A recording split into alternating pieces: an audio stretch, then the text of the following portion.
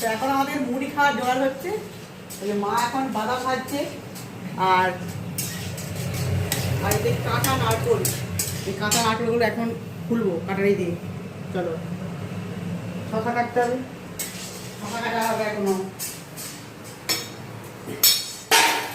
এখানে এলেই মুড়িটা খাওয়া হয় সন্ধ্যাবেলায়, নাহলে ওখানে তো একা মুড়ি খাওয়া হয় না আর কিছুই হয় না। হ্যাঁ, এই মায়ের কাছে এলেই সবাই মিলে একসঙ্গে আমাদের মুড়িটা খাওয়া হয়। আমি কিন্তু নারকেল খাবো। নারকেল খাবি তো খাবি, ঠিক আছে, কতদিন তো কাটা হচ্ছে। সবাই মিলে মুড়ি খাওয়া একটা আনন্দই আলাদা।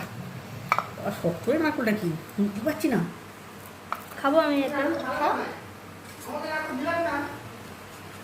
শক্ত খুলছি একটু করে, শক্ত আছে। নারকেল কাটা হয়ে গেল, এই যে একটা মালাই খুললাম, এটা আর খুলবো না, এটা থাক। এবার মুড়ি বাড়া হবে আমাদের।